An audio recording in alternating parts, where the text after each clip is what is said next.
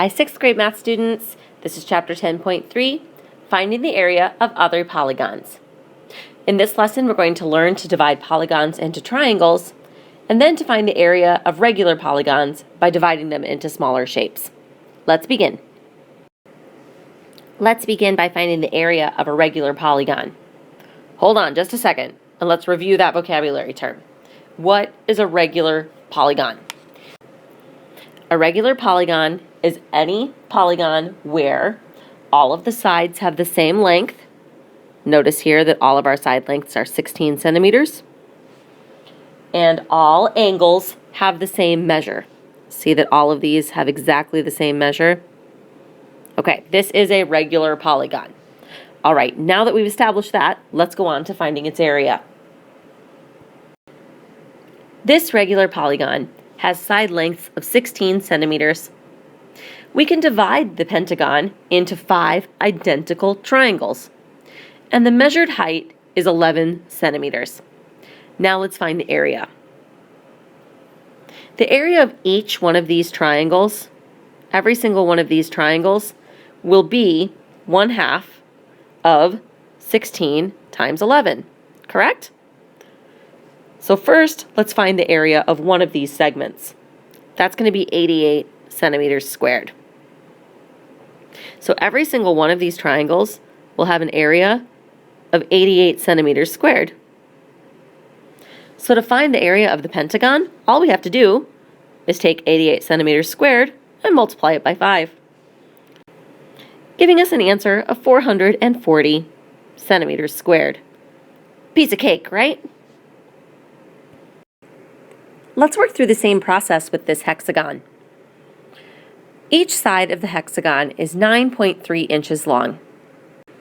We can divide this hexagon into 6 identical triangles by drawing line segments from its center point, which we've labeled as O, to each vertex of the hexagon. This gives us 6 identical equilateral triangles. Now all we have to do is find the area of each one of those triangles and then multiply that area times 6.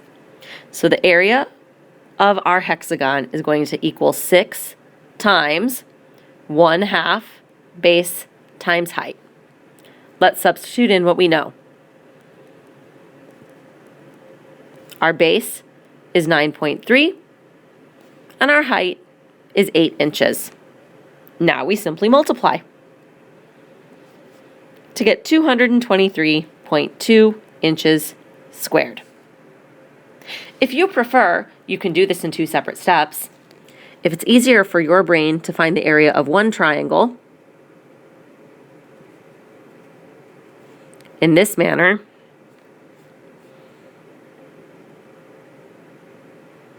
and then take that number times 6, you're welcome to do that because you're going to get exactly the same answer. Just do it in whichever order works best for your brain. Personally, I like to put it together and skip the step, but if you don't like to do that, this way is just fine. Here are your practice problems number 1 and 2.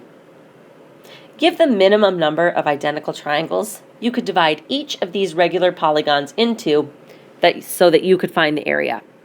So on number 1, how many equivalent triangles could you divide this pentagon into? And in number 6, how many equal triangles could you create using this hexagon? Press pause while you work. We have some more problems after this. Here's practice problem 3. Blake drew a regular pentagon with side lengths of 6 inches. He divided the pentagon into 5 identical triangles and measured the height of one of the triangles to be 4.1 inches. Find the area of this pentagon. Then, for problem 4, Melanie drew a regular hexagon with side lengths of 28 centimeters. She divided the hexagon into 6 identical triangles and measured the height of one of the triangles to be 24.2 centimeters. Find the area of this hexagon. And believe it or not, folks, that wraps up chapter 10.3. When I see you tomorrow, we'll do lots more work on identifying the triangles within regular polygons and then using those triangles to find the area. See you then.